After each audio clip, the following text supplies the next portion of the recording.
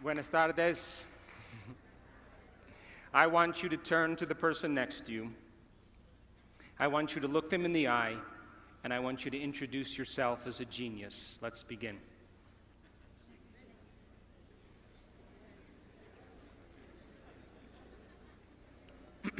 Now, how many people in this audience believe in the idea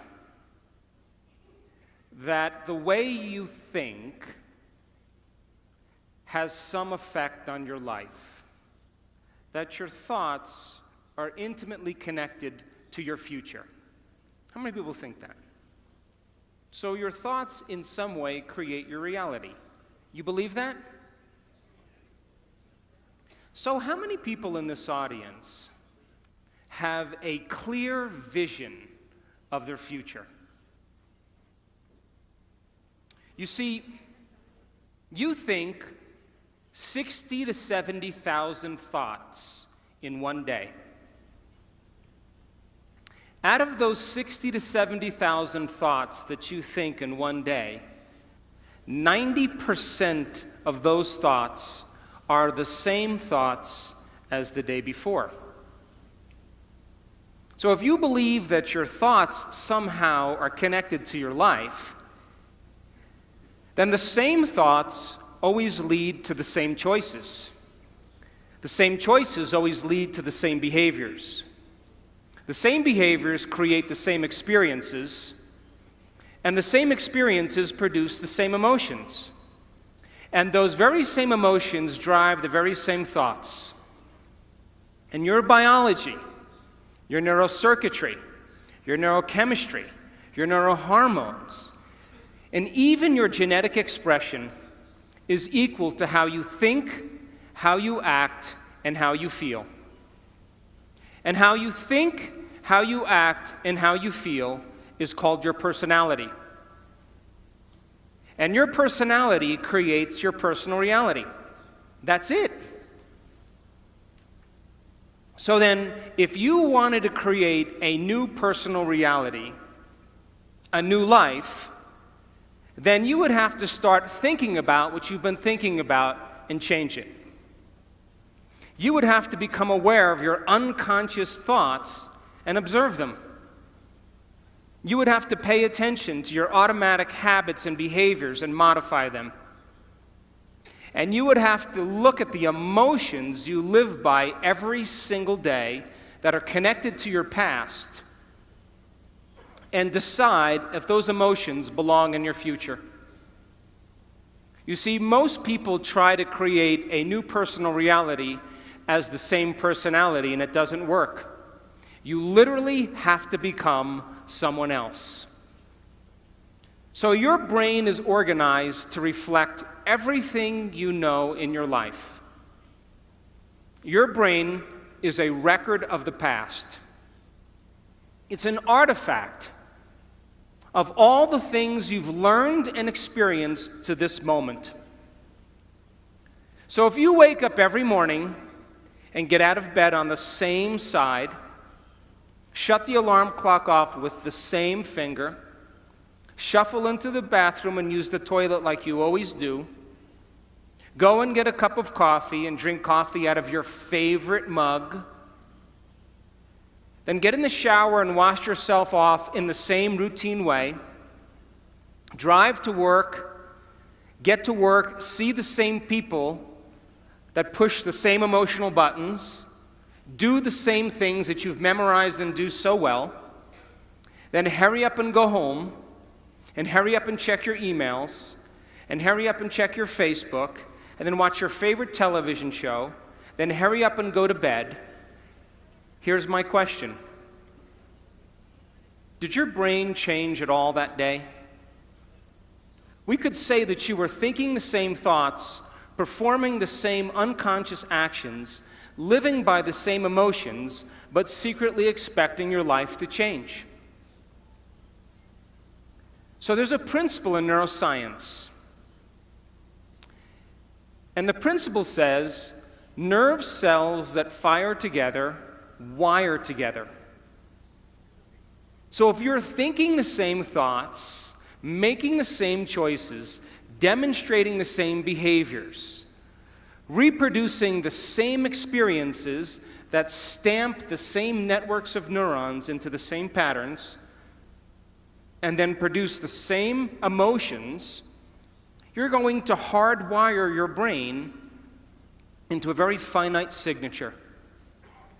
Because as you fire and wire the same circuits in the same way, those circuits begin to become more connected.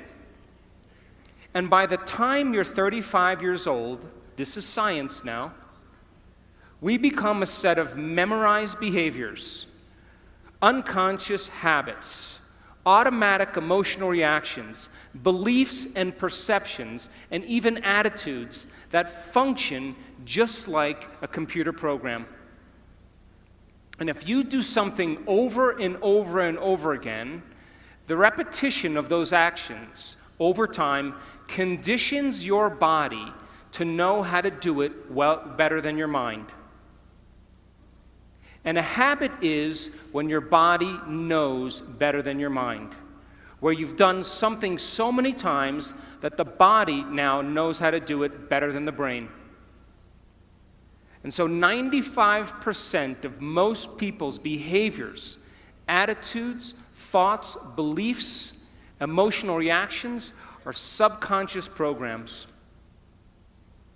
So why is that important? Because you're here this week to learn new information. And every time you learn something new, you make new connections in your brain. That's what learning is. Learning is forging new synaptic connections. Physical evidence as a result of your interaction in the environment and the footprints of consciousness is called learning, making new connections.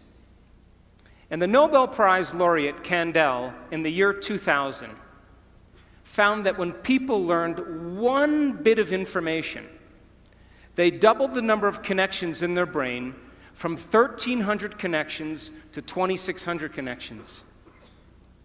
But if they didn't review that information, if they couldn't repeat it, if they couldn't remember it, those circuits pruned apart in hours or days. So if learning is making new synaptic connections, then remembering is maintaining and sustaining those connections. And you are here this week to learn vital information about creating a future and be defined by a vision of the future instead of the memories of the past. Because if you are not defined by some vision that is bigger than you, and you are not passionate about that vision, then you're left with the old hardware of the past in your brain, and you will be predictable in your life. So would you agree then? New thoughts, new information should lead to new choices. New choices should lead to new behaviors. And new behaviors should create new experiences. And new experiences should produce new emotions. And those new emotions should drive new thoughts. And that's called evolution. So if your brain is a record of the past, and you don't have a vision of the future, then you are living in the past. And you will never arrive at that new future. How many people understand what I'm talking about? So now, feelings and emotions are the end product of past experiences. And you can remember experiences better because you can remember how they feel. And when you're in the midst of an experience, all of your senses plug you into the environment. And as you're gathering all of this vital data from your external world, all that information rushes back to your brain, and it causes jungles of neurons to organize themselves into networks. The moment those neurons string into place, the brain makes a chemical, and that chemical is called a feeling or an emotion. And once you feel that emotion, you create a long-term memory. Now reason this with me. If feelings and emotions are the end product of past experiences, and you are feeling the same way every single day, doesn't that mean nothing new is happening in your life? And if those feelings and emotions drive certain thoughts, and you can't think greater than how you feel, because you had events in your life that have branded you emotionally, and you feel sadness or guilt or shame or unworthiness or insecurity, all of those emotions are created from past experiences. And when you feel those emotions, and those emotions drive certain thoughts, and then those thoughts make certain chemicals for you to feel the same emotion, and then those emotions drive certain thoughts, the repetition of that cycle then conditions the body to memorize that emotional state better than the mind. And now your body literally is in the past. Because if you can't think greater than how you feel, then you are thinking in the past. And so most people then spend the majority of their life talking about why they never arrive at their vision of the future because of some past experience. And so if feelings and emotions are the end product of past experiences, you remember your first kiss, you remember your wedding, you remember the birth of your children, you remember catching a fish off the coast of Manzanillo with your 3 best friends, because you caught the fish and it was a new experience and you felt great. And then you went to the casita and you cooked the mahi-mahi and you drank Sauvignon Blanc and the wind was blowing off the sea and the sun was setting and you made a long-term memory. But you also have memories that are connected to trauma and crisis, to disappointments. And those are the memories that people remember more than anything else. And so if you haven't overcome some emotion that keeps you anchored to the past, then you tell a story about the past. And people say, I am this way because of this experience that happened to me 15 years ago. I am this way because of some event that happened 30 years ago.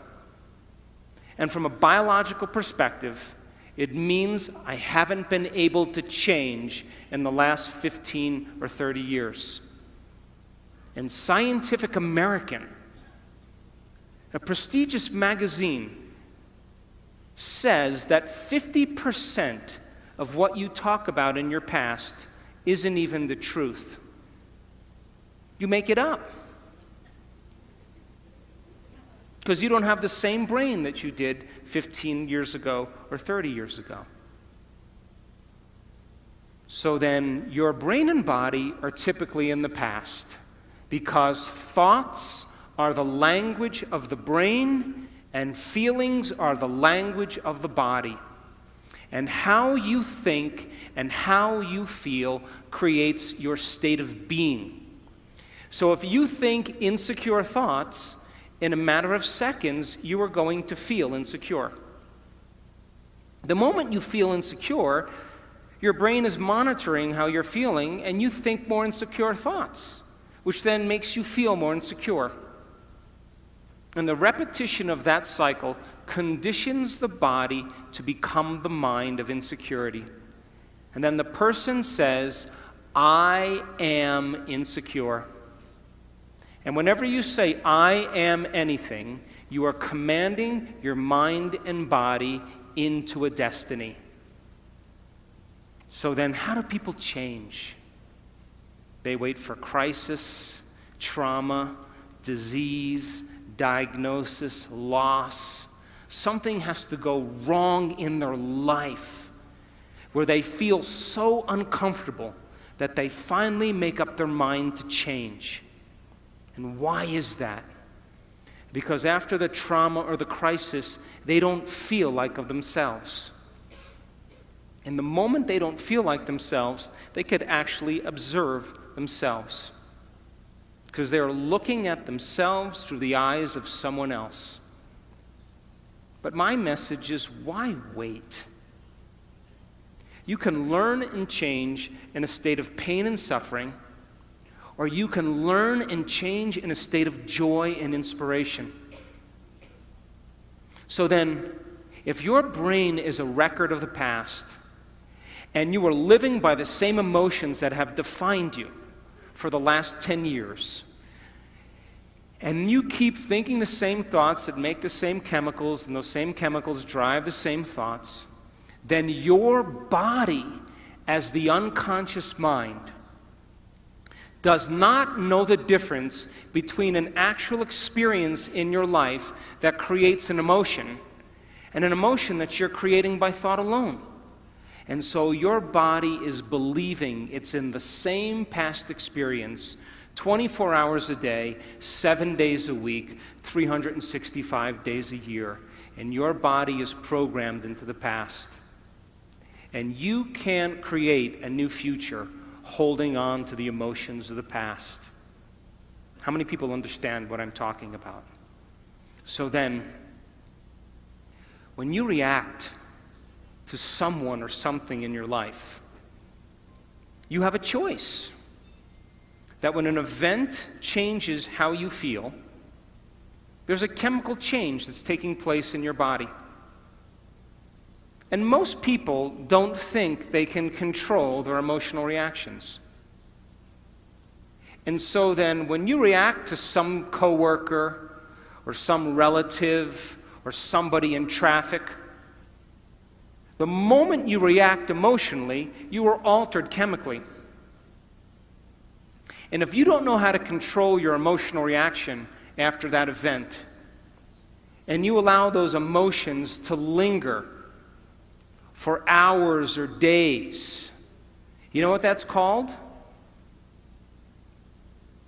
That's called a mood. Hey, Juanito, what's wrong with you? Oh, I'm in a mood. Really? Why are you in a mood? Well, this thing happened to me 4 days ago, and I'm having one long emotional reaction.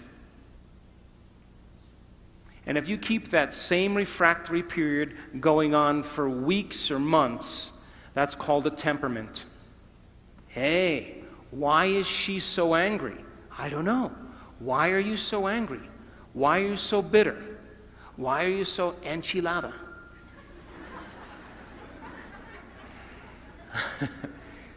Because I had this experience 7 months ago.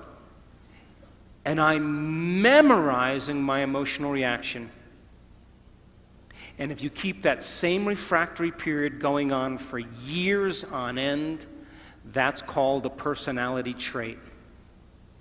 And people wear their emotions on their sleeve, and that's who they think they are.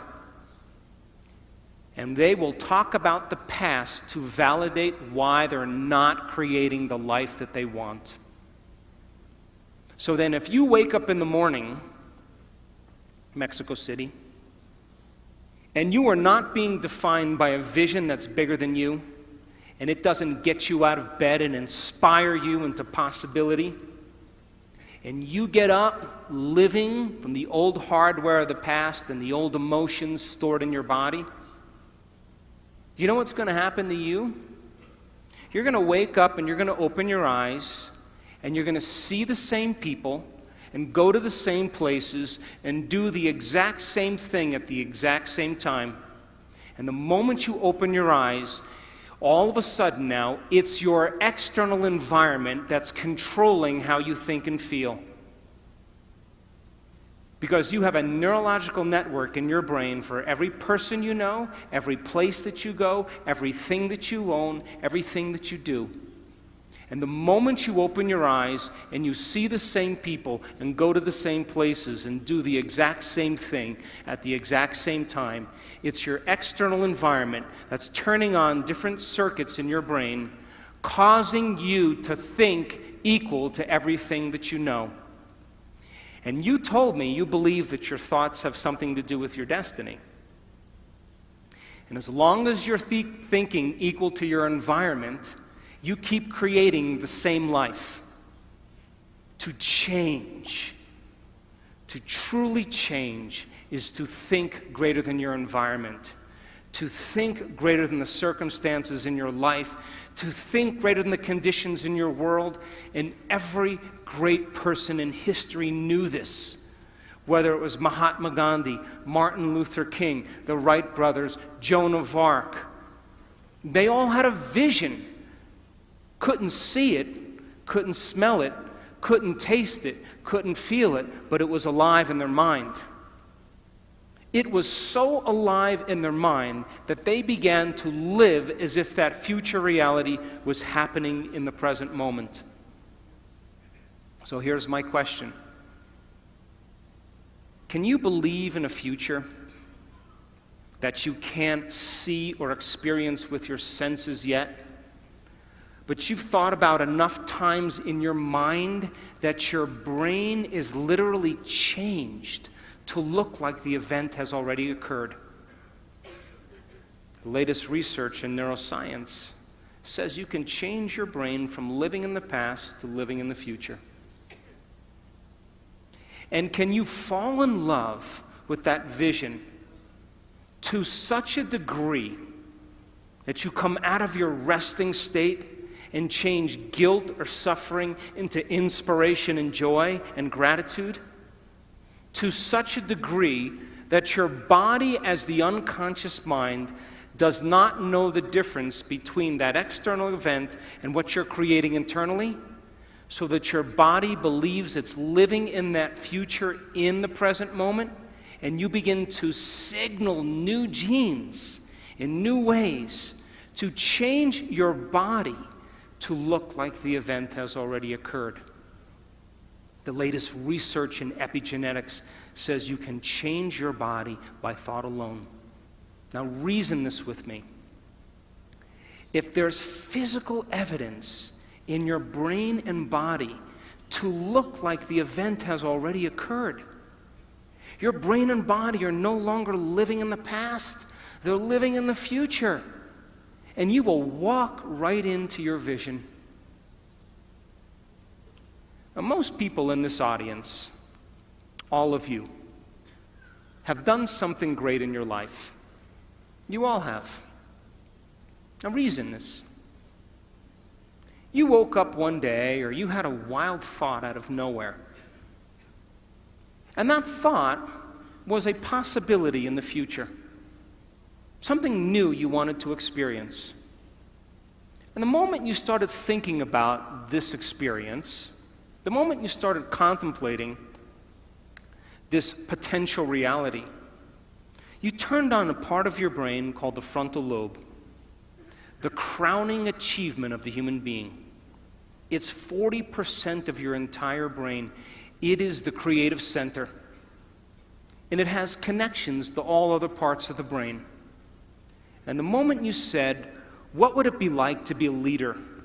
What would it be like to be successful? What would it be like to have this vision come true? The moment you asked that open-ended question, you turned on this part of the brain.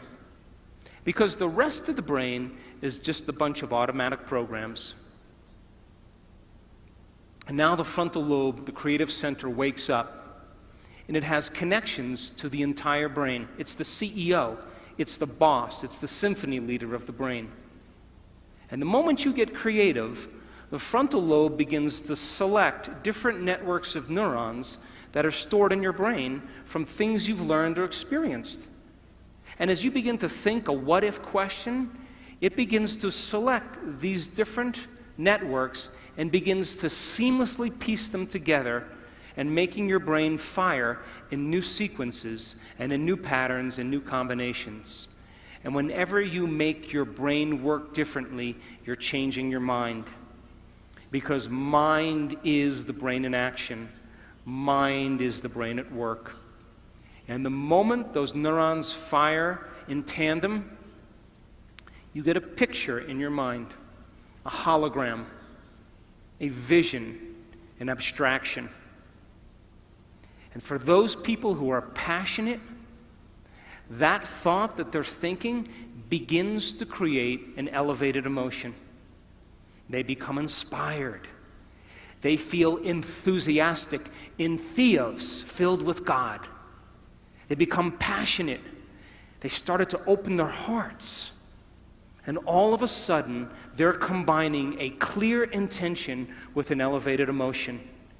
And it's the combination of a clear intention and an elevated emotion in our research over and over again that proves then the person now is changing fundamentally, changing biologically, changing internally.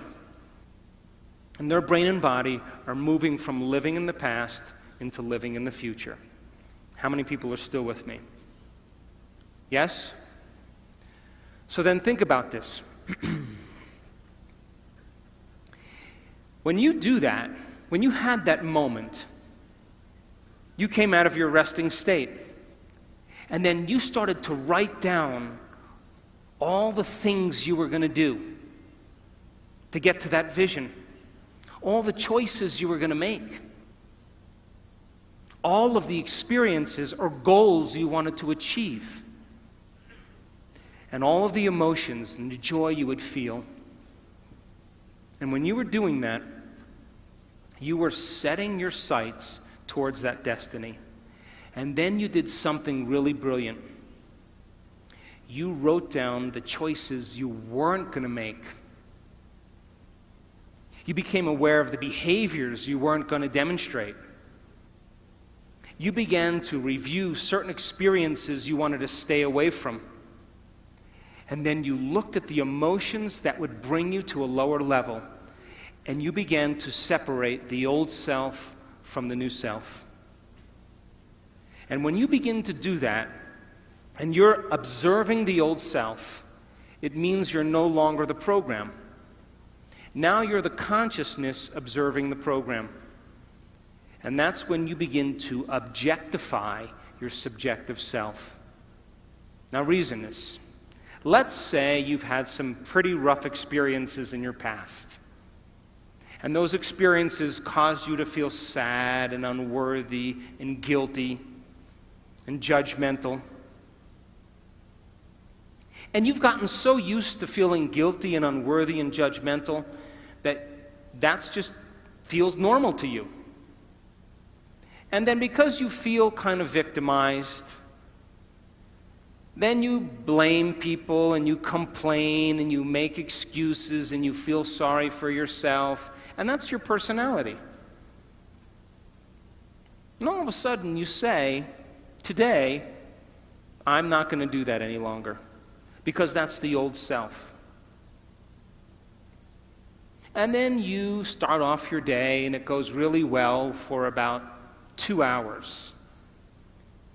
And then all of a sudden, the moment you realize that you're no longer making the same choices as the day before, you are going to feel uncomfortable.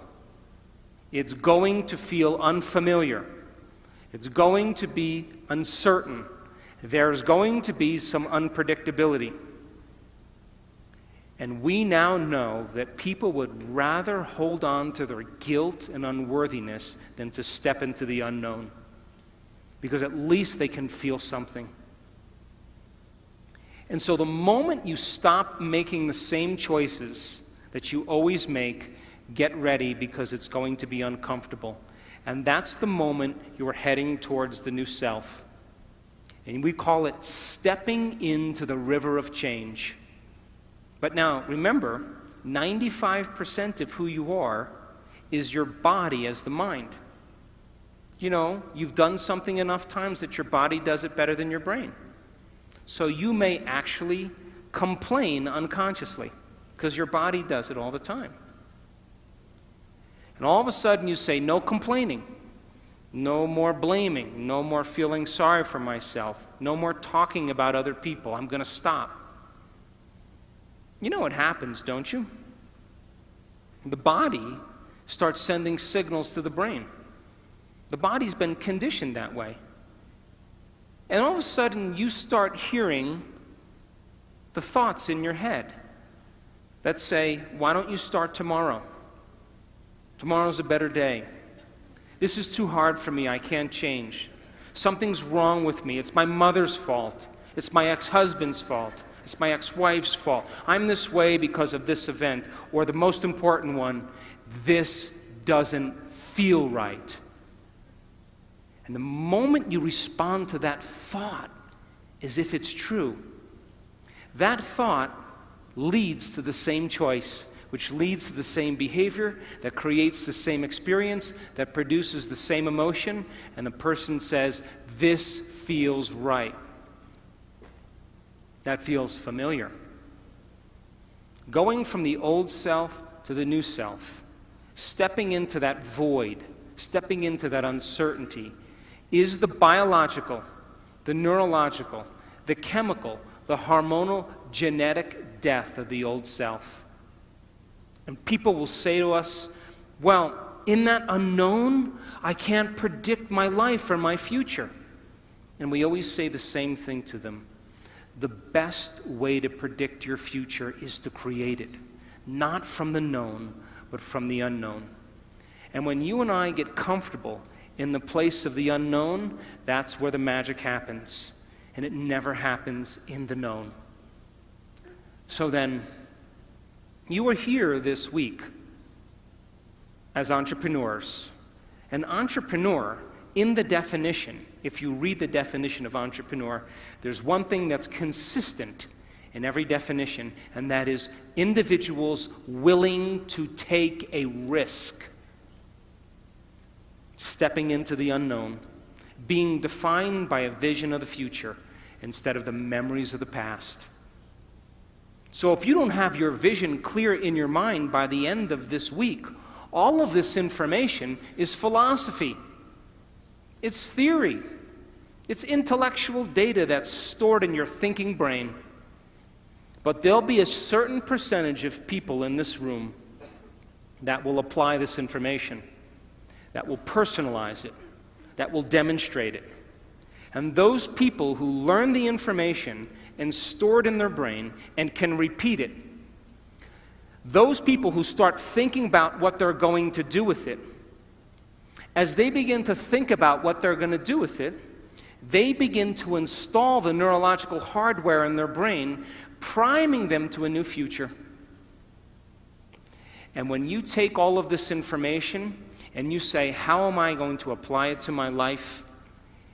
And you get your behaviors to match your intentions, you get your actions equal to your thoughts, you've listened to great leaders, you've gotten specific information about success, you understand what it is, what emotional intelligence is, and how it is to change a culture, and you start applying it to your life, if you're able to do it, you are going to have a new experience. And that new experience is going to enrich the circuits in your brain, because that's what experience does, and then you're going to feel like a leader. You are going to feel successful. You are going to feel clear. And the moment you feel that feeling, now you are teaching your body chemically to understand what your mind has intellectually understood. We could say that knowledge is for the mind and experience is for the body. And in that moment, you are embodying leadership. You are embodying success. You are embodying clarity. Why? Because the emotion is the experience in chemical form. And the moment you feel that emotion, you're teaching your body chemically to understand what your mind has intellectually understood. You are embodying knowledge. But now here's where the expert comes in. If you've done that experience once, you have to be able to repeat it. And great people in the world who are uncompromising, they keep working to reproduce the experience.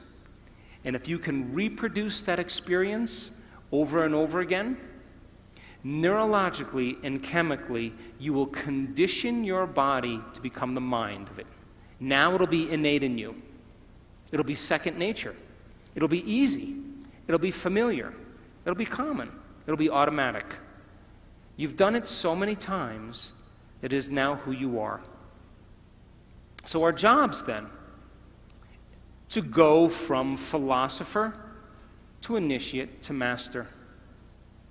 From mind to body to soul, from knowledge to experience to wisdom, and from thinking to doing to being. And you and I have all the biological and neurological machinery to do this. But some people will get all of this information and it'll be philosophical. They'll never apply it. Those people who actually apply it and have the experience once will think that that's defining them. But people who really embody and make it innate in them, the true leaders of the world, it becomes who they are. They don't have to think about leadership. They are leadership. They don't have to think about success. They are success. It's become who they are. And so I want to show you some slides now to piece this all together so you begin to understand exactly what I'm talking about.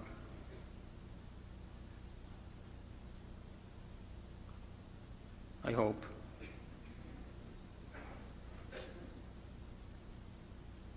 Here we go. So our research, and we've worked with many companies in the United States and in Mexico and in Europe. We've worked with Sony Entertainment, we've worked with Cisco, we've worked with Coca-Cola, we've worked with Pepsi, we've worked with a lot of different companies around the world. And we know that if you give people information, wow, this is a weird clicker. Huh?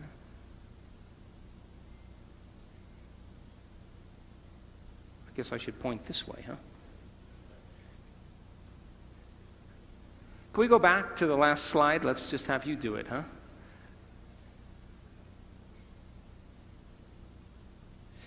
We know that if you give people, is there no laser on this? Maybe my battery's dead. I have the what? I have a pointer? Come up here and show me. There's a pointer here.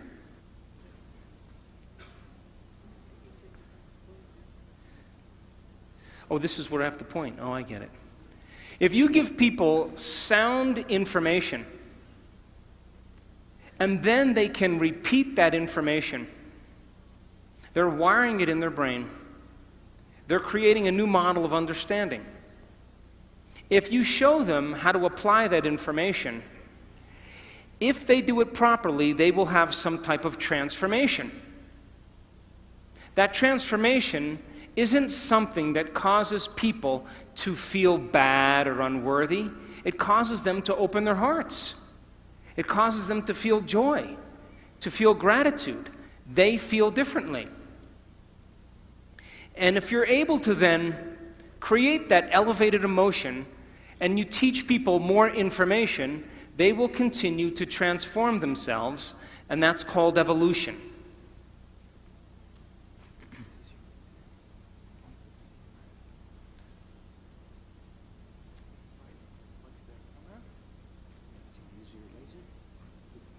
It's this one here?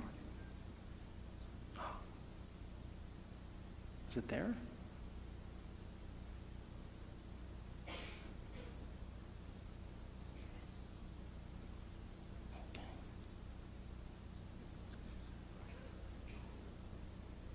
Yeah, I think that's what it is. Okay.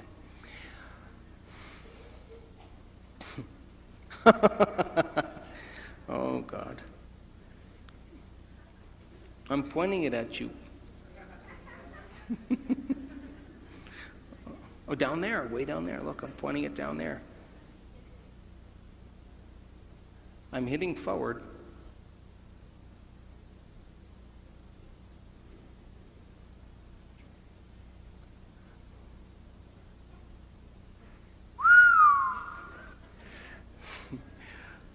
Okay, now let's get it to work. So, if you think the same thoughts always lead to the same choices. The same choices lead to the same behaviors. The same behaviors create the same experiences, and the same experiences produce the same feelings, and you're now caught in your old self. But new thoughts should lead to new choices, and new choices should lead to new behaviors. New behaviors should create new experiences, and new experiences should create new emotions, and that should inspire evolution. We say that your personality creates your personal reality. And your personality is made up of how you think, how you act, and how you feel. We could say that your personality is your state of being. So now, geniuses, if you keep thinking the same thoughts, keep demonstrating the same behaviors, keep living by the same feelings and emotions, your personal reality is going to stay exactly the same.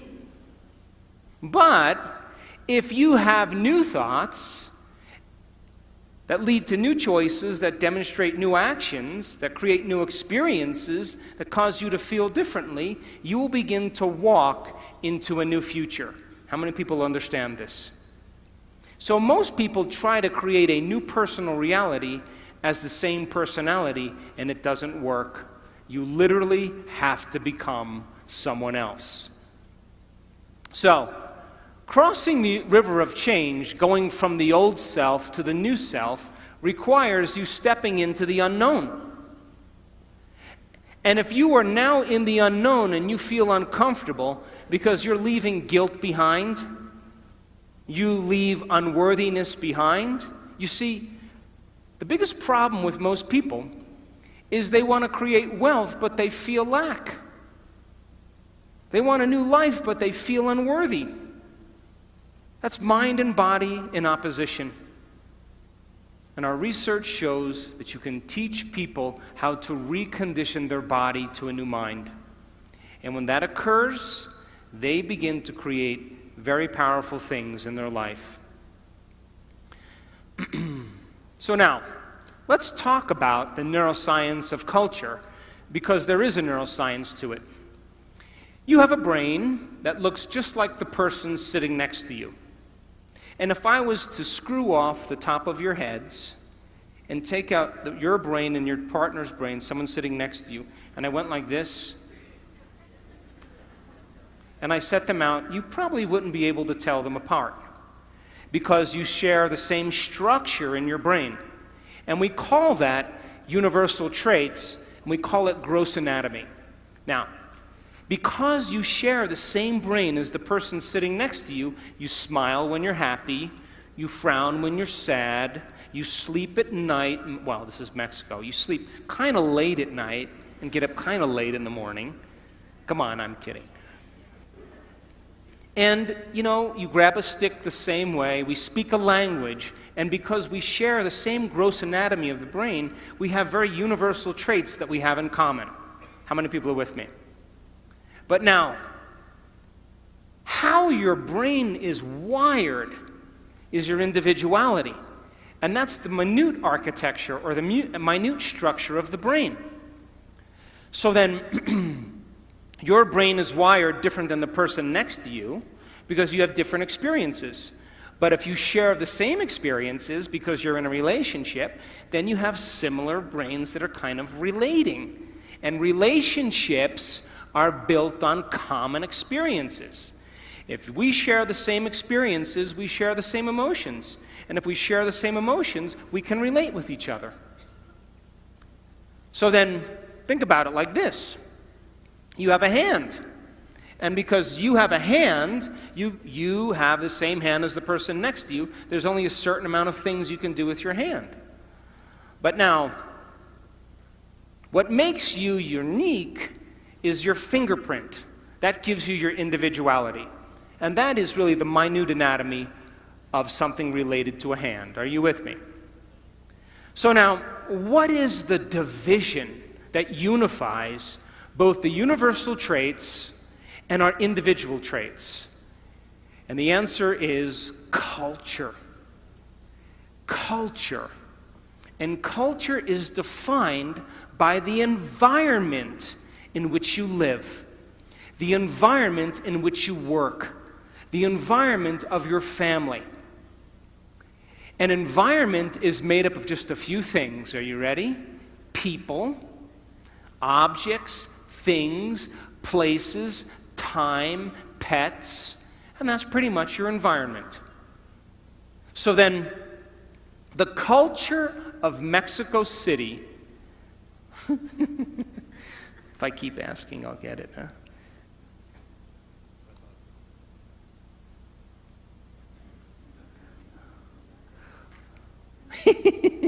No red button.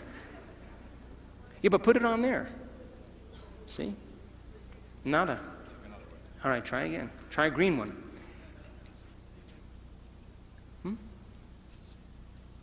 Okay, we're doing good.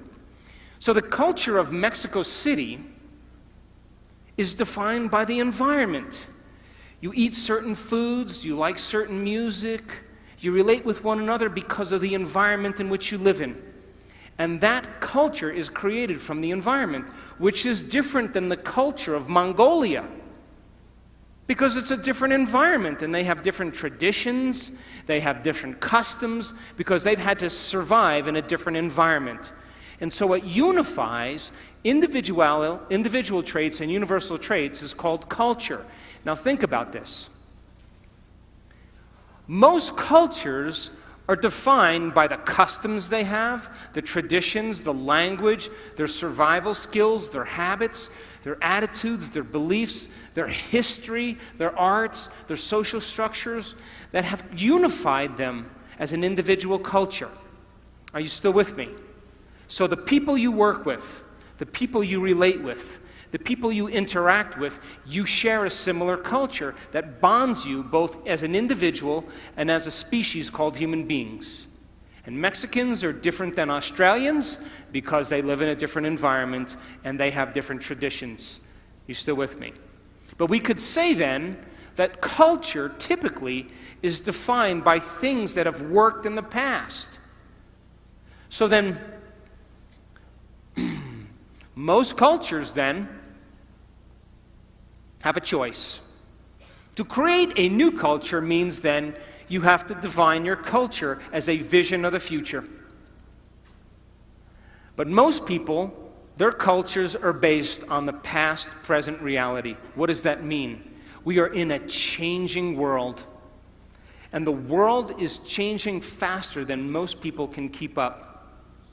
And if you are going to stay defined by a memory of the past, you will not keep up with this culture because we are creating a global culture. So then, what defines the vision of the future to change a culture? And the answer is a very clear intention, a clear purpose combined with an elevated emotion. And when you combine a clear intention, like a vision of the future, along with an elevated emotion of inspiration and joy, you will create an empowered individual. But here's the problem. To the materialist who's waiting for their wealth to show up to feel abundant, they're in their past. The person who's waiting for the success to feel empowered is in their past. The person who's waiting for their healing to feel wholeness, they're in their past. The person who's waiting for their riches to come to feel gratitude, they're in their past. They're materialists. In other words, you have to feel empowered in order for your success to show up. You have to feel abundant for your wealth to find you. You have to be in gratitude for you to create the life that you want. And by you teaching your body emotionally what that future could feel like ahead of the actual experience is changing your biology. Because most people wait for something outside of them to change how they feel inside of them. And when something outside of them changes how they feel inside of them, they pay attention to whoever or whatever caused that. and they create a memory. That's the old model of reality of cause and effect, waiting for something outside of you to take your pain away inside of you. The new model of reality is about causing an effect. That means then you have to feel gratitude every day for your new experience to occur. You can't wait for your success to feel empowered. You have to be empowered to create the success. And when you teach people how to do this, and they move into a new state of being, they begin to create the life that they want. How many people are still with me? But to the materialists, they would say, well, no, I'm going to wait for my money to come and then I'm going to give thanks. And those people pretty much are living by the emotions of the past. And if you're living by the emotions of the past, you are viewing your future through the lens of the past, and your vision will fade. Because when you bring up an elevated emotion, you will see the vision clearly. And leaders in history that changed the world knew how to change a culture. Look at Martin Luther King. He talked about justice and then got enough people inspired that they felt empowered enough to do something about it. People came out of the resting state. And so then you share the same brain as Martin Luther King. And being defined by a vision of the future begins to change a culture. But most people have the same thoughts or the same intentions, and they live by the same familiar emotions, and for the most part, they're in their past. So the future then is created by a clear intention and an elevated emotion, now listen closely, that you have to cultivate in your inner environment of thoughts and feelings. But most people, by the old self, are living from past memories that are created from knowledge and experience from something that happened outside of them. Some experience or trauma that defined them. And getting a person beyond the old self, then, is the great work. That's what we're here for.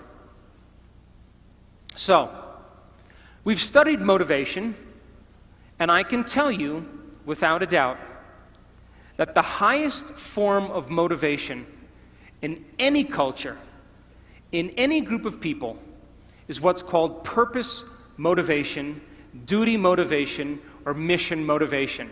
You know what that is? To have a vision to change a culture that's bigger than you, to instill change in the world. Look at Elon Musk. How many people know who he is? Elon Musk, he created Tesla Motors. You know him? You know who he is? He created an electric car that can go from 0 to 60 in less than 5 seconds. And before him, electric cars were like golf carts that crawled along the road. And he said, I'm going to do this. I don't know how I'm going to do it, but I have a vision. And I'm going to get the best engineers in the world. And instead of creating a new product and selling it to a corporation, I'm going to get a group of people to share the same vision as me. I'm going to change the world by changing our reliance on oil. And I am going to make a difference in the world, and I am going to make a lot of money. Why not? And so people said, no, that's not possible. And he held on to that vision. And now, Motor Trend magazine never rated a car close to 100. They rated the Tesla car 103. It's the best car on the road. And it relies on no gas at all. That's a vision of the future. High motivators are some people who have a vision bigger than them that are going to change the world and make a difference in a culture. That's the highest form of motivation. Right underneath purpose motivation or duty motivation is what's called personal conviction motivation. We call these people self-starters. This is entrepreneurial motivation. This is when you say, I'm going to do this because I said I was going to do it. Still a high form of motivation, but not the highest form. But what we know that people who have purpose motivation naturally are personally convicted. Their personal conviction is in alignment with their purpose because they have a reason to get up every day. The next form of motivation is called ethics motivation or morality-based motivation. This is not the highest form of motivation, and this is based on polarity, good and bad, right and wrong. And people then, they're trying to be good, but they're really bad. And they swing back and forth. They preach one thing and they do something else. And a lot of the models that are based on, a lot of models are based on this. But we know from our research that people who have purpose motivation, have a vision that's bigger than them, that are personally convicted, have a great sense of morality, a great sense of ethics because it falls right in alignment. The next form of motivation is called ego-centered motivation. This is for acclaim and recognition and importance. But we know then that that's not a very high form of motivation and it never lasts. But people who have purpose motivation, have personal convictions, have a strong sense of ethics, naturally receive recognition. It's the end product. Now look at the lowest form of motivation. What does that say? Money motivation. People who are money motivated, you will spot them out in a crowd because they are selfish in their endeavors. They will take care of themselves first before they take care of others. It's the lowest form of motivation, but our research shows if you have a vision that's bigger than you, that's to change something, where you contribute to the whole, you have strong personal conviction, a strong sense of ethics, already receiving recognition and don't even need it, the money always comes. It's the natural flow. And we call that, in our work, affluence. You know what the word affluence means? To flow to you. People who are affluent don't go and get anything. People who are affluent have it come to them. That's who they are. It's a reflection of their state of being. How many people are with me? So then, when you have a purpose or a vision or a mission or an intent that's bigger than you, it means it signifies something that's ongoing. You could have a purpose to go east, and there's never an end to east. You could have a purpose to be healthy. There's always more health to have. You could have a purpose to be wealthy. There's never an end to wealth. You could have a purpose for knowledge, and there's never an end to knowledge. It signifies a direction. My purpose is to transform individuals in order to transform a culture. And I'm clear on that purpose, and it gets me up in the morning every single day. So then, how do you bring a vision from the world of possibility into the world of reality? From thought all the way down into matter. From what we say in quantum physics, from the wave of possibilities all the way down into the particle. From the immaterial, something that doesn't exist yet, into the material. From the world beyond the senses to the world of the senses. How do we do that? Well, it requires then setting up goals in alignment with your purpose. So let's just say you have a purpose to go in a certain direction. Your purpose signifies a direction, but your goals should always be in alignment with your purpose. And people who have goals in alignment with their purpose, their goals are a natural side effect of them being on purpose. What do I mean by that? Let's just say you lived in the United States, and you were living in Los Angeles, and your purpose was to go east. So you may set up the first goal to go from Los Angeles to Arizona. That's a short-term goal. And if you arrived at Flagstaff, Arizona, you would know that you were on purpose. Yes? And then you said, okay, my next goal is to make it to Santa Fe. just should say New Mexico. And if you arrive there, then you may go to Amarillo, Texas, and then, of course, Little Rock, Arkansas. All of these are in a direct alignment with going east, and then finally to Atlanta, Georgia.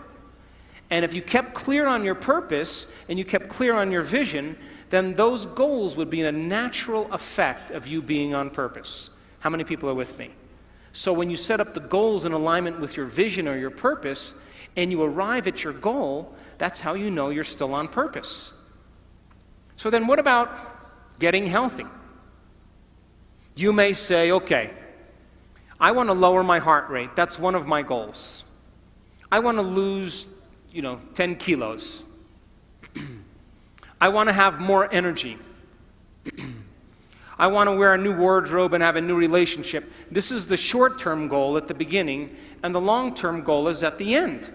And as long as you keep making the same choices, demonstrating the same behaviors, reproducing the same experiences, feeling the same way, you'll arrive at all of those goals. What about becoming abundant? You may say you want to be wealthy, and to me it doesn't matter. Wealth is a state of mind. You may want to start a new business. Once you start that new business, you may want to hire 2 new staff employees in 6 months. Then you may say you want to buy a company vehicle. And of course, then the next one is buy a new house. And then ultimately what? Make $1 million? Why not? If that's your goal, to reflect your purpose, then you should arrive at it. Are you still with me? How about learning knowledge? Is there ever an end to knowledge? You may want to get an associate's degree. And then you may want to get a bachelor's degree. And then you may want to get a master's degree. You may want to get a doctorate degree. And then you may want to finally do research. But all of those things are in alignment with your purpose, is it not? So what about this? Exploring space. Could you then, we placed the monkey in a spaceship. That was our first goal. Then we created satellites. And then we made it to the moon. And now we got technology to explore Mars. And then, of course, a distant planet. And ultimately enter the galaxy. So it would look like this. We send the monkey out into space, then we create a satellite, we go to the moon, we go to Mars, and as long as our goals are along the line of our vision, we'll always arrive at our destiny.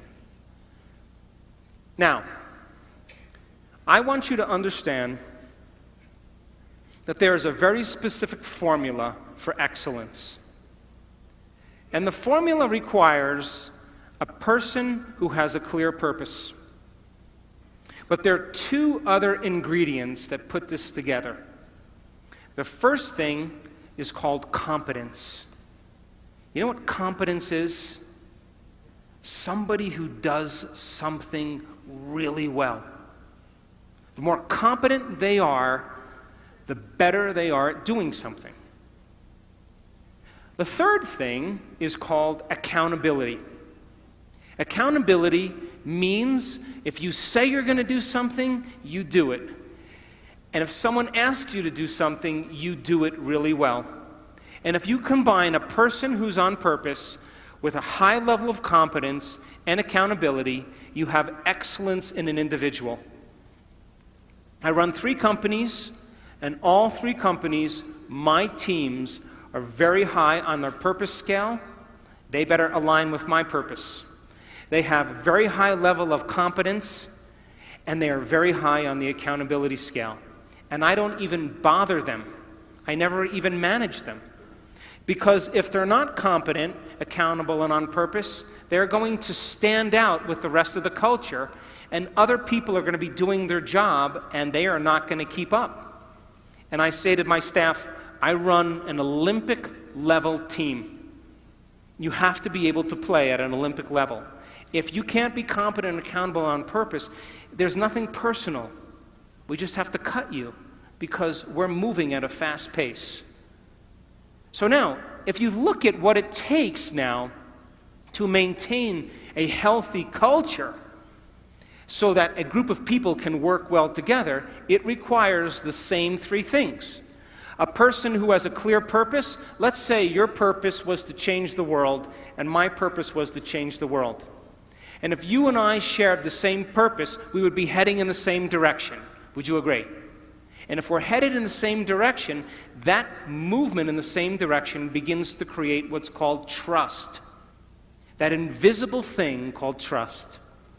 And if you're competent and accountable in moving in that direction, and I'm competent and accountable and moving in the same direction, you have trust in a community. And one of the biggest problems in the United States, companies that want to become Fortune 100 companies, this is their problem. Nobody trusts anybody because they're too competitive, they're angry, they have no emotional intelligence, they don't know how to work together in teams, and because of that, they have no trust in the community, and the culture can't sustain itself. Are you with me still? So now, why do we lose sight of our purpose? Why do we lose sight of our vision? Why do we make the wrong choices? Why do we say we're going to do something and all of a sudden we do something else? And the number one reason is called stress. And when you see a predator in your life, like a lion or a cougar, you turn on a primitive nervous system called the fight or flight nervous system. And the moment you turn on that fight or flight nervous system, you are going to mobilize enormous amounts of energy to prepare yourself for some threat in your external environment. Now, Mexico. This is pretty adaptive. If you're being chased by a lion, you better have the energy. So when that happens, you're moved out of balance. Your pupils dilate, your salivary juices shut off, not a time to eat an enchilada. Your respiratory rate changes, your heart rate changes, and blood is sent to your extremities, and you're either going to run, fight, or hide. That's your three options. Run away, fight back, or freeze and hide. That's what people do. But what if it's not a lion? What if it's your mother-in-law? And you've had some tough experiences with your mother-in-law. Do you know that you'll react to your mother-in-law just like she was a lion? Now, what was once highly adaptive is now very maladaptive. Because as you see the coworker, as you respond to the news, as you make a judgment, as you get angry, you are turning on the same system as if you were being chased by a predator. And you are moving your brain and body out of balance. And the definition of stress is when your body moves out of balance.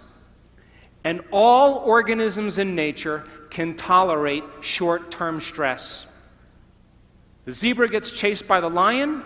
The zebra sees the lion, mobilizes all this energy, and now it escapes the lion. 15 minutes later, it goes back to grazing, and the event is over, and the body returns back to homeostasis. But human beings, we can turn on the stress response just by thought alone. Bills are adding up, rent is overdue, problems at work, and as you think about those problems, you turn on the stress response just by thought alone. And when you turn on the stress response and you can't turn it off, you are headed for some disease. Because no organism in nature can live in emergency mode for extended periods of time and expect to function healthily. So then reason this. The scientific facts are that 70% of the time people are living in stress. And when you live in stress, it's not a time to create. When you live in stress, it's not a time to be defined by a vision of the future. When you live in stress, it's not a time to go within or to learn. When you live in stress, all of your attention is on the outer world and not on the inner world because there's danger out there. And so people stop creating when they're living in stress, and now they are viewing their life through a lens of the past, and they lose sight of where they're going. So here's that definition where I talked about of creating different states of being. You react to an experience in your life. If you allow the chemicals to run for hours or days, all of a sudden you say, I'm in a mood.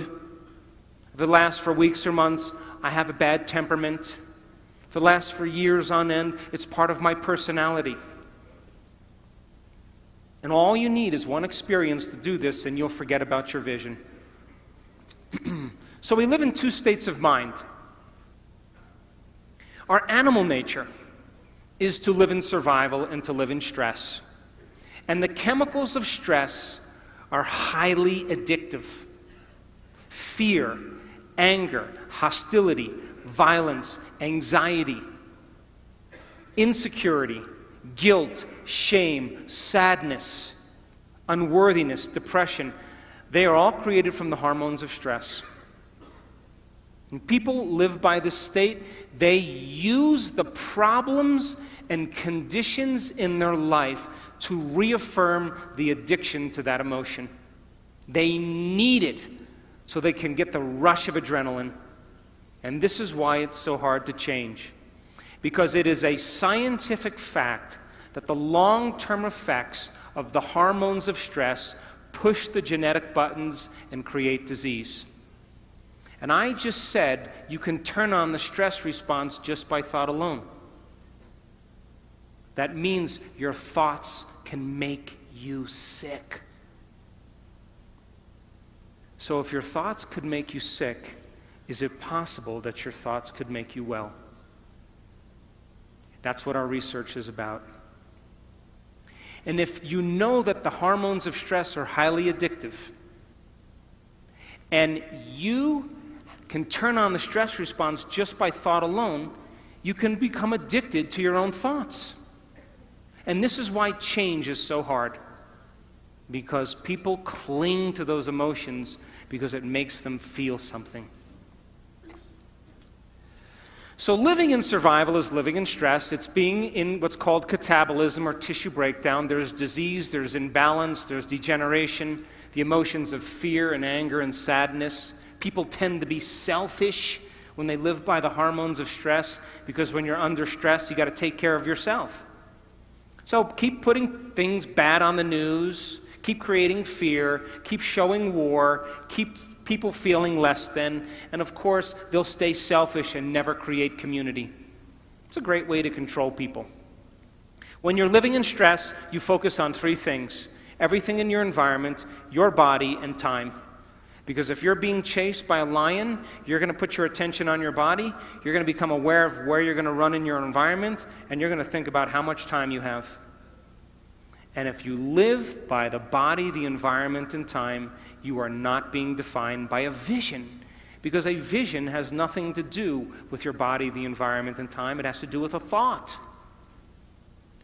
So then you're in emergency mode. You'll get very object-focused. You'll focus on something over and over again. How many people have problems and you keep thinking about your problems over and over again, over and over again? That's how survival works in the brain. You keep focused on your problems. You feel separate from possibility. You define reality with your senses. You're living by cause and effect. You don't see any possibilities. Of course, your brain and heart are incoherent. We've measured this thousands of times. In other words, when you are impatient and you're frustrated and you're angry, your brain gets out of balance. And when your brain gets incoherent, you get incoherent. We measure people's hearts. We just came from a beautiful event in Cabo San Lucas in Los Cabos, 500 people, training them how to train their brain and hearts. When you're impatient and frustrated, your heart gets incoherent. When you feel love and gratitude, your heart gets coherent. When you feel love and gratitude, your brain gets coherent. So then, people in emergency mode focus on knowns. They don't want the unknown. The unknown is dangerous. They want knowns and familiar. They lose their vision. The divine aspect of ourselves are the creative aspect of ourselves. That's when the body moves into homeostasis. We go from contraction to expansion. There's anabolism. There's body repairs itself. There's order. There's health. There's regeneration.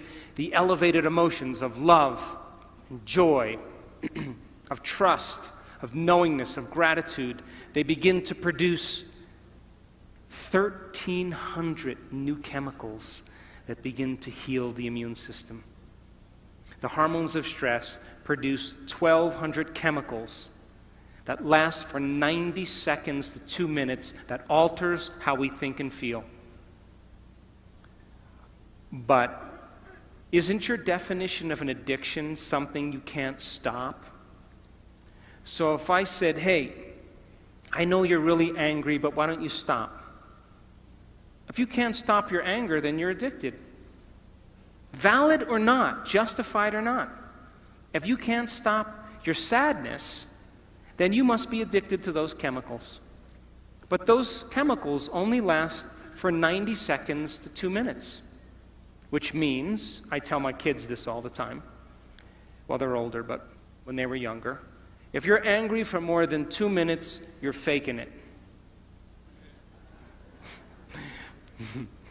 So, when you open your heart, you're selfless.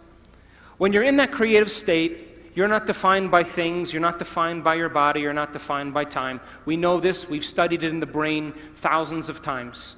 A creative person forgets that they even have a body. They forget about the things and people in their life, they forget about time. They're in the creative state. And my definition of creation is when you forget about yourself. You go from selfish to selfless, and that's when you're at your best. We've proved it thousands of times. Of course, energy is created. There's always growth and repair. People tend to go from a narrow focus to possibility, to an open focus. They feel connected to their vision. They feel connected to people. They feel connected to something greater. They're already defining reality beyond their senses. They're living no longer as a victim, which means most people think unconsciously that their personal reality is creating their personality. If your personal reality is creating your personality, then you're a victim. But if your personality is creating your personal reality, you're a creator. So now they're causing an effect. They're no longer living by cause and effect. They see possibilities. Brain and heart are in a state of coherence and balance. And of course, they crave the unknown. They want the experience. They want the adventure. They live for it. So I'll go through just 3 more slides. So then if your purpose is to go east, and all of a sudden you head to Phoenix, Arizona, or Missoula, Montana, or Miami, Florida, or Boston, Massachusetts, you've lost sight of your vision, and which means you had some thought that led to some choice, that led to some behavior, that created some experience, that produced some feeling or emotion, and you gave up on your vision. You went back to the old self. So you may say, God, I want to be healthy, but you made the wrong choice. 3 pieces of birthday cake. You miss a week of exercise. You stay up late and watch TV. You stop getting treated. And of course now, same thought leads to the same choice, which leads to the same behavior, which creates the same experience, that produces the same feeling. And then you say, oh gosh.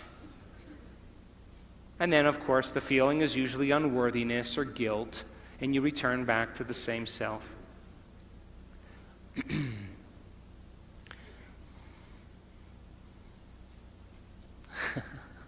I want to show you one slide, okay?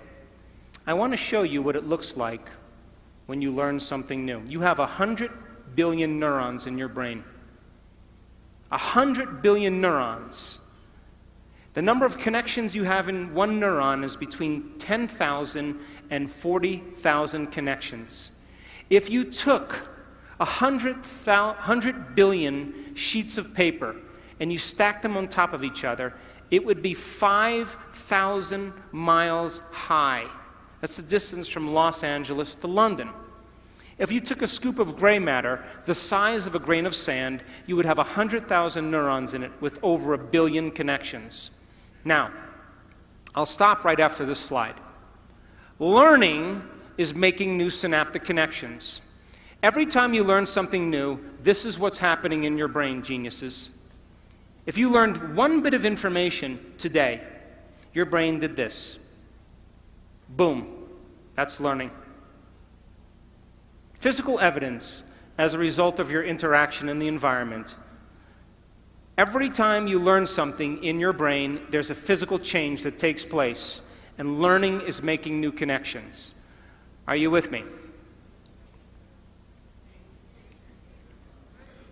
This is how fast it happens, too. That's learning.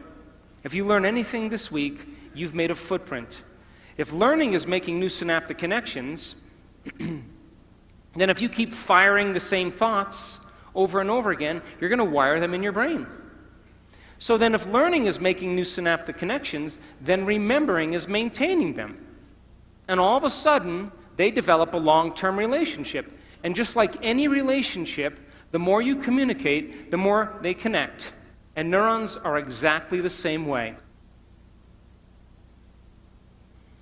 Now, as you begin to learn information, neurons tend to assemble themselves into networks, or what's called neural networks. And neural networks are just gangs of neurons that have fired and wired together to form a community of neurosynaptic connections that's related to a thought, a skill, a habit, a behavior, a concept. And neural networks are automatic programs. You have a neural network to brush your teeth, to put on makeup, to speak a language, to walk. All of a sudden, those neurons then form a hardware circuitry, but if you keep repeating it, the hardware becomes a software program and it becomes automatic. So then, you want to see a thought? Watch. Boom, there's a thought. Right there. Watch again. Boom, that's a thought. You generate more electrical impulses in your brain in one day than all the cell phones on the planet put together. And it's not coming from the candy bar you just ate. You are connected to a greater field. So then, in closing, and I'll take some questions, you are here this week to begin to understand knowledge and information that is essential for you to begin to apply. Knowledge is power, but knowledge about yourself is self-empowerment. And we are in a time in the world where we need leaders. And true leadership has to do with a vision of the future. As the old models begin to break down in government, in the economy, in religion, in education, in the environment, in medicine, something new has to be created. And we should never shrink from these models collapsing. It's a sign that something greater has to happen. Innovation, creation, invention is our future.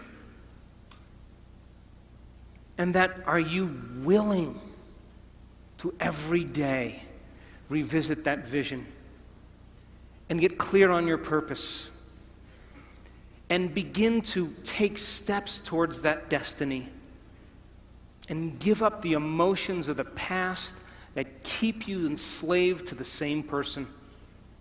Step into that unknown and literally believe in possibility. And Buckminster Fuller said it the best. He said, if you want to change a culture, forget about trying to fix what's broken. Create something that's better, and everybody will leave that and go to something else. And so people around the world are waking up because we are in an age of information. And in an age of information, ignorance is a choice. Learn, study, change, apply, and meet the challenges in your life with a greater level of mind. Surely somebody has faced the same things that you have and have overcome them. And if learning is making those connections, every time you learn, you are preparing your brain for the future. But be willing to be original. Be willing to be defined by that vision or that dream. And if every day you keep it alive, sooner or later, that experience or that vision is going to find you. And that's when we go from being selfish to being selfless. And that's when we give people permission in our lives to follow us because we are no longer talking about it. We're living it. Thanks for listening.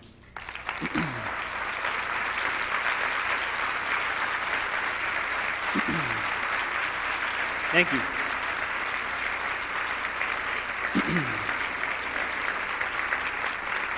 So, they asked me to leave a certain amount of time for questions. So I will do a few minutes of questions. If anybody has any questions, you can give the mic to the people that are standing up. I'll let the mic runners pick the people. Okay, wherever you choose. Wherever you choose. Give the mic to whoever you want. Hi. Bueno. Hi. Yes. First of all, thank you for your speech. It was terrific. Thank you. You're welcome. And second question. Did you have any experience, any personal experience about this speech? I mean, were you living in a past life, and suddenly you realized that you have to live in the future? It was tough to do that.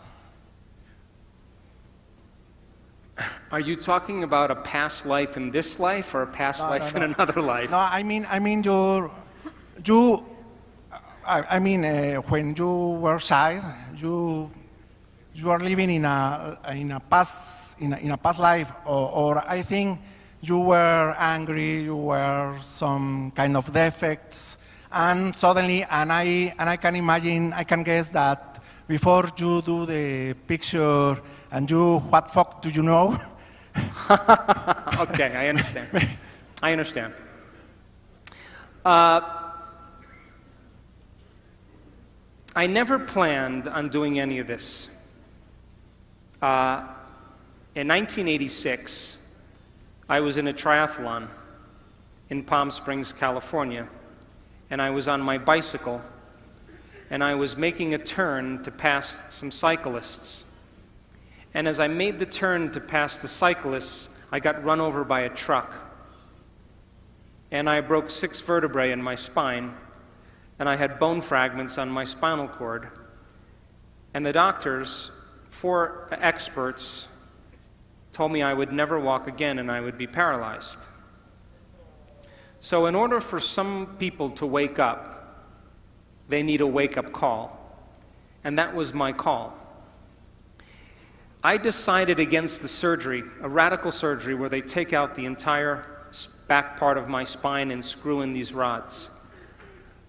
I decided against the surgery in 1986, and I thought, I'm not going anywhere, I'm not doing anything. Let's see if I can heal this with my mind.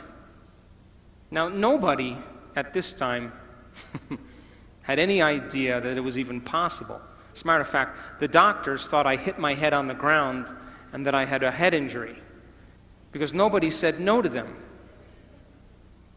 But you know, when you're trying to create something like a miracle, you will always be considered a fool or insane, because nobody else is doing what you're doing. It's unconventional. It's outside the beliefs of a culture. But if you pull it off, you'll be considered a saint, a holy man, a genius, a mystic. And so I was willing to lose everything for a thought or an experience. And I went through a very dark night of the soul after my injury, because I wanted to heal myself, and I was impatient, I was angry, I was frustrated, I was unfocused, and I couldn't get my mind to do what I wanted it to do, which made me more angry. But every day, I had this thought in my head: the power that made the body heals the body. I kept hearing it in my head. The power that made the body heals the body. And so I thought, maybe I can take my attention off of everybody and everything and go within. And let me connect to this power, this intelligence, and begin to give it a plan, a template, a design. And for 6 weeks, I would start doing it every morning. And then I'd think about living in a wheelchair. And then I'd start all over again, and then I'd think, should I sell my house? Should I sell my practice? And I realized I was focusing on what I didn't want to have happen instead of what I did want to have happen. And that's what the hormones of stress do.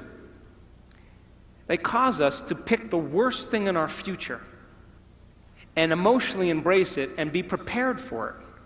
Because anything less, there's a better chance of survival. And so for 6 weeks, I went through hell. Because I would start reconstructing my spine and I would lose my attention. But I never gave up. 3 hours every day going within. And at the end of 6 weeks, I was able to go through my entire internal process without losing my focus. Because I reasoned that this intelligence, this consciousness had awareness. And awareness is paying attention. So it was paying attention to my thoughts. So just like you know when someone's paying attention to you, they're present with you. And so I had to reconstruct my spine, but when I lost my attention, I would have to stop and start all over again because it wasn't a clear design. And at the end of 6 weeks, I was able to go through the whole thing. And all of a sudden, my body started to change very quickly. My pain went away, my numbness changed, I started to get happy. And all of a sudden, I started to notice that I was feeling better. And the moment I began to feel better, I was thinking about what I was doing, and now I did it with more passion and more conviction, more joy. In 10 weeks, I was back on my feet, and at 12 weeks, I was training again.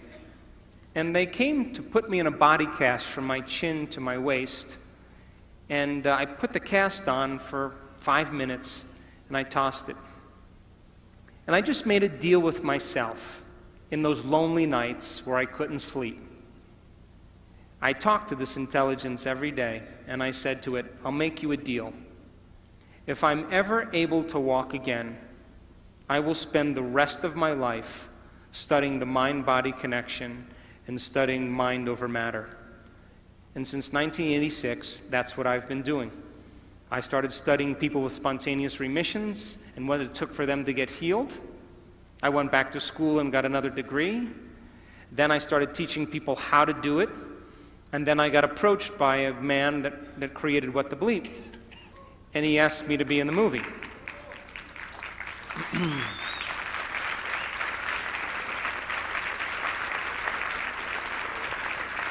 But there were 2 questions that people asked after What the Bleep. Number 1, how do you do it?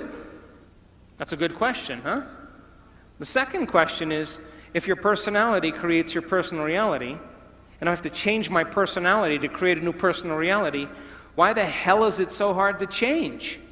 I thought that was a great question. And so we started teaching workshops and teaching people how to change. And in the beginning, we didn't see much change.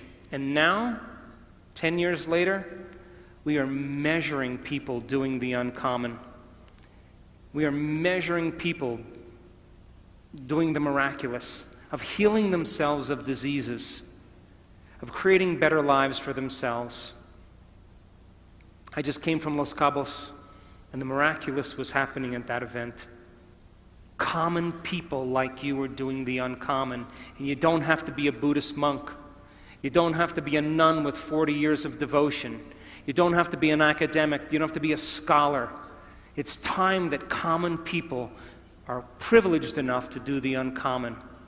And we've measured people and made scientific history in the last 3 years that you will never see in any neuroscience journal. And they were just people just like you. And now when people ask me, is change possible? I have no doubt in my mind. In my last book, I said, hey, How can you give somebody a sugar pill or a salt injection, and a certain percentage of those people will accept, believe, and surrender to the thought that they're getting the real substance? And without any analysis, they begin to program their autonomic nervous system to make their own pharmacy of chemicals that matches the exact same chemical they think they're taking.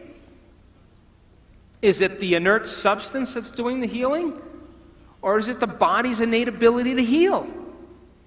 So the question is, do you need something outside of you to change you? Or if you understand how the placebo works, can you teach people to do it? But instead of putting their belief in something outside of them, put their belief in something inside of them, or a possibility, an unknown, and have them revisit that unknown until they make it known. Because if 81% of people who have depression, if 81% of the people who are in a depression study are healed by a placebo, 81% are healed by a placebo, it means they're making their own pharmacy of antidepressants. And they don't need anything to do it.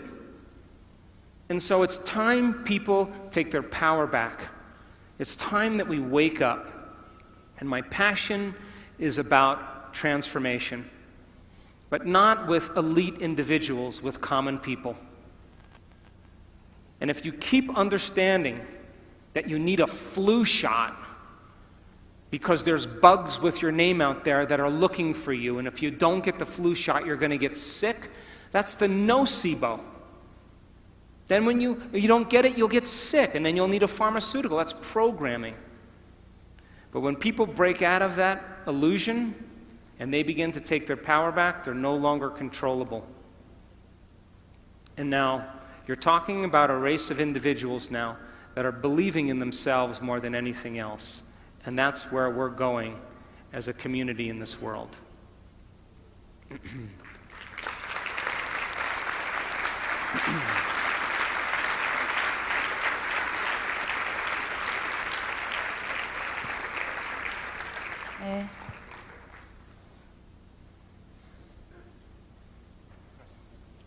Hi, so a quick question. On our way to achieve our purpose, I am assuming that to make each goal a completement, planning might be a good tool.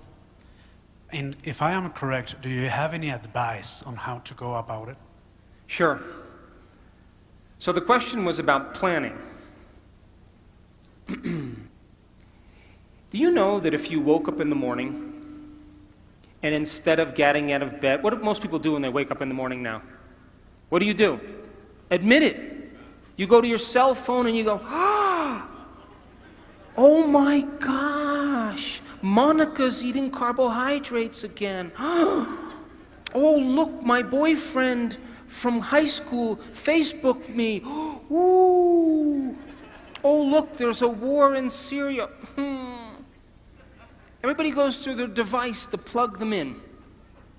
But what if you woke up in the morning and you said this? What is the greatest expression of myself that I can present to the world today?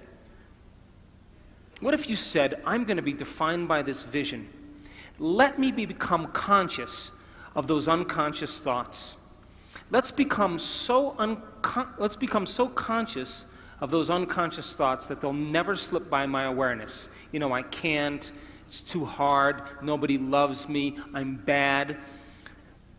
So, old circuits from the past. What if you said, no more complaining, no more feeling sorry for myself, no more judging anybody, I'm going to stop that. What if you said, I'm not going to be guilty anymore, I'm done. I'm not going to be unworthy. Those are the emotions, behaviors, and thoughts that are connected to the old self. The word meditation literally means to become familiar with. That's what it means. If you're becoming familiar with your unconscious thoughts and making them conscious, you're meditating. To know thyself. If you become aware of your automatic habits and you're so conscious of your unconscious behaviors, that you never go unconscious again, you're changing. If you're familiar with your emotions and say, that's my past, those are chemicals from the past, let's leave them behind. And then you said, who do I want to be when I open my eyes? What thoughts do I want to think? What thoughts do I want to fire and wire in my brain? Let me plan my behaviors today. Do you know the very action of planning your behaviors in your mind, rehearsing what you're going to do? Do you know that mental rehearsal actually installs the circuits in your brain to look like the experience has already occurred? Now your brain is no longer living in the past, it's primed for the future. And if nerve cells that fire together wire together, you keep doing that, it's going to become familiar to you. And so then, here's the tough part. Not for Mexicans, though. If you said, I am not going to get up from this meditation until I am in love with life. I'm going to leave my sadness and pain behind, and I'm going to open my heart, and I'm going to feel gratitude. I'm going to feel joy. I'm going to feel inspiration. Do you know that the moment you start creating those chemicals, you are signaling new genes ahead of the experience? And now, if you can combine in a clear intention with an elevated emotion, you are literally biologically changed. And if you can get up from your meditation feeling like somebody else, your job is to maintain that modified state of mind and body your entire day. Because if you keep cultivating that elevated emotion, it's going to become familiar to you. And if you're able to maintain that modified state of mind and body every single day, get ready.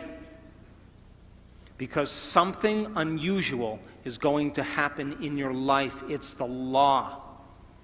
You are going to run into a new opportunity because you're in a new state of being. And that's what we teach people. To rehearse the future. And to take the brain out of the past and put it in the future. Take the body out of the past and put it in the future. But if you get up every single day feeling the same way, and you wake up and you go, oh my God, who's that? Oh, God. Wait, let me remember my problems. Ugh. You just return back to the old self. So the act of planning your behaviors, the research shows that as you begin to plan what you're going to do and how you're going to do it, you begin to change your brain to look like the event has already occurred. And you begin to prime your brain into the future and out of the past. And if you can create the emotion, you are more prone to get your behaviors to match your intentions, your actions equal to your thoughts, and your mind and body working together, and you will begin to arrive at a new destiny. We've seen it over and over and over again. Last question. One more? What time? Last question, okay? Buenas noches. ¿Dónde estás? Oh, hi. Okay. Es un honor el que yo pueda estar aquí. Yo vi su video hace unos meses de ¿Y tú qué sabes? Sí. Y Ready. creo que me estoy generando esto, el conocerlo. Yo quiero saber cómo puedo hacer un paso cuántico, cómo puedo hacer mi paso cuántico.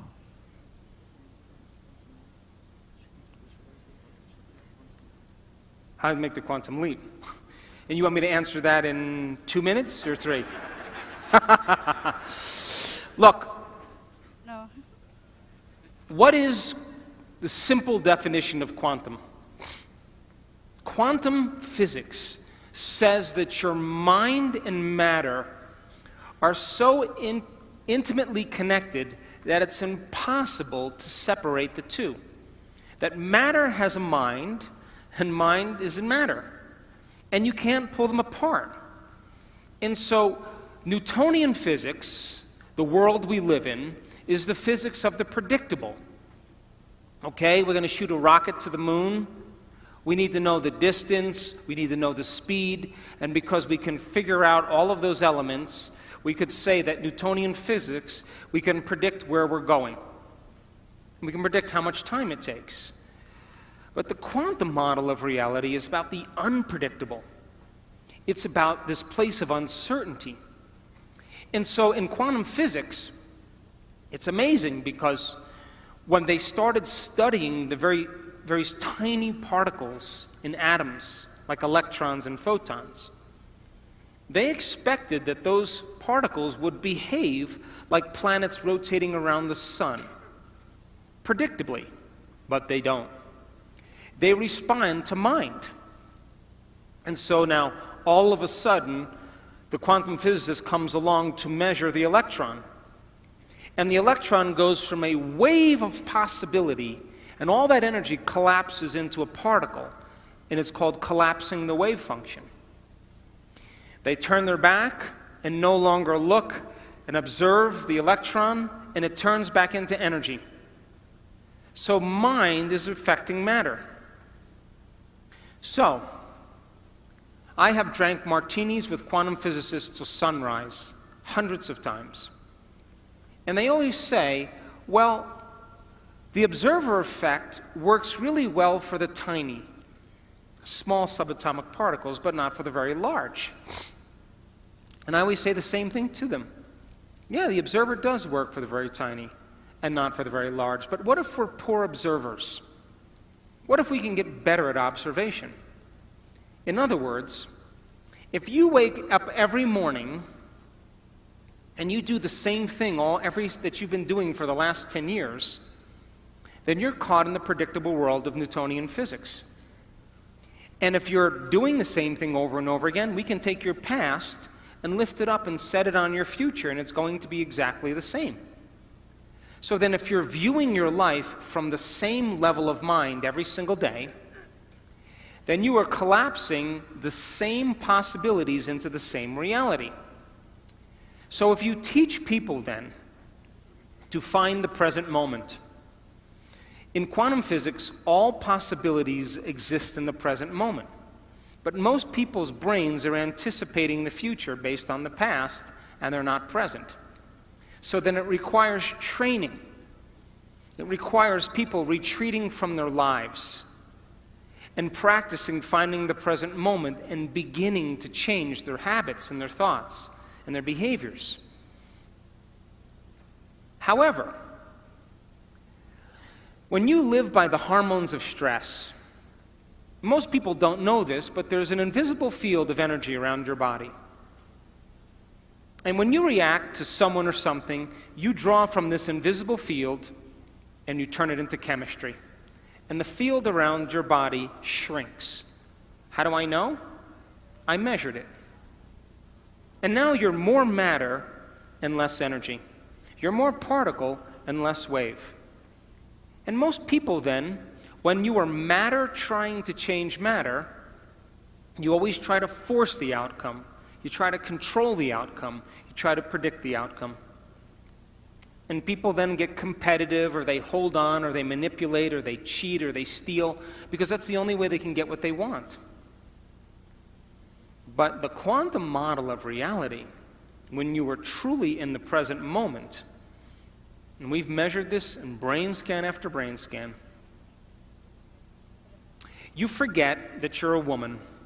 You forget your name. You forget your age. You forget your culture.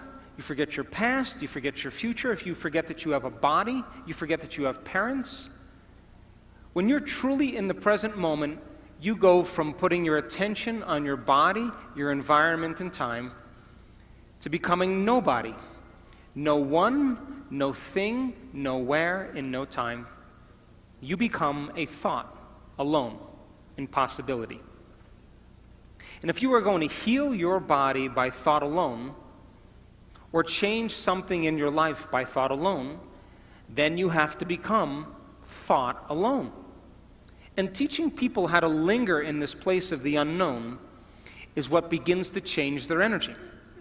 We also measured when a person begins to open their heart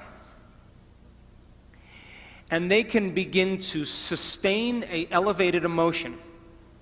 They begin to broaden the magnetic field around their body to 9 meters wide. Now they're more energy than matter. They're more wave than particle. And they can exert better effects on reality.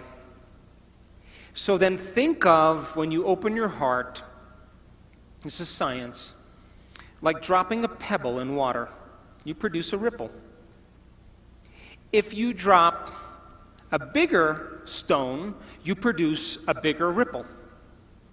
If you're able to sustain that state, you keep dropping the same rock over and over again, and you broadcast a signature into the field.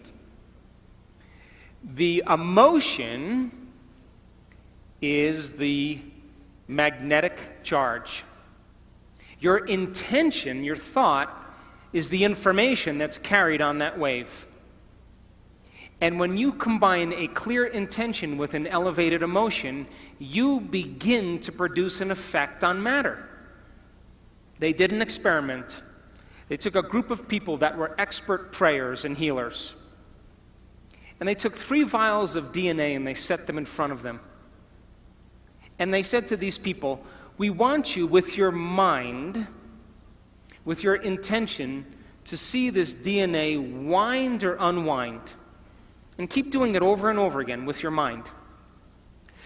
Close their eyes, just visualizing it, winding and unwinding, winding and unwinding. At the end of the experiment, they checked the DNA. Guess what happened? Nada. Nunca. Nothing. Nunca. Nothing changed. So then they said to these people, okay, now open your heart and feel gratitude, loving kindness. Create a feeling of goodwill and just generate this feeling into the field. And we want to see if it changes the DNA. Over and over again, they kept creating this loving feeling. Check the DNA. Niente. Nothing. The elevated emotion did nothing to change the DNA. It had no effect on matter. But when they said to those people, we want you to see the DNA unwinding in your mind. That's intention. Intention is getting clear on what you want. And we want you to give thanks ahead of the actual experience, as if the DNA unwound. 25% of the DNA unwound at a remote location. You see, the thoughts that you think are the electrical charge in the quantum field. The feelings that you emote are the magnetic charge in the quantum field. And how you think and how you feel broadcasts an electromagnetic signature that influences every single atom in your life. The thought sends the signal out, and the feeling draws the event back. So if you're walking around your life feeling sorry for yourself and feeling like a victim, you are broadcasting that signature into the field. And you will create more experiences to suffer, because we are not punished for our sins. We are punished by our sins. And sin is an attitude. And sin is how you think and how you feel. So then when you cause people to give up their guilt and their shame and their unworthiness and teach them how to open their heart and create coherent waves in their brain and in their heart, they are going to produce the miraculous. So to answer your question, it takes training, and it takes practice, and it takes learning new information and deprogramming ourselves into believing that we're limited. And I just came from Los Cabos with 500 people, and the miraculous was happening all around. Why? Because just like people believe that an infection can produce a disease amongst the community, I believe that wellness is as infectious as disease. And you get a group of people together that truly want to do this. We measure the energy of the room in every one of our events. And you know what? In Los Cabos, we made history. We had never gotten measurements like that ever. Because people, when they open their heart, they're adding to the field. They're producing an energy that people can begin to interact with. But if you're living by the hormones of stress and you have no energy, no field, then you can't produce an effect on matter. So then, life is about the management of energy. And where you place your attention is where you place your energy. And if your attention is on the knowns and in the predictable future, or your attention is on the familiar emotions of the past, you are siphoning energy out of the present moment, and you have no energy to create with. Getting people beyond their identity, getting people beyond their past, getting people beyond predicting their future, getting people beyond their faces or their wardrobes or their sports cars or their importance, getting beyond all those things is when they begin to make contact with the quantum field. You can't enter the quantum field as a somebody. You have to enter as a nobody. And when you're able to do this and practice it really well, you will begin to do what's innately your birthright, and that is to create an unknown or wonderful experience in your life. So it just takes practice in order to do it. And I'm happy to say that in the last event we just had, I just came from Los Cabos, amazing miracles and amazing stories and great people that were doing the amazing. So common people are doing the uncommon. Thanks for listening.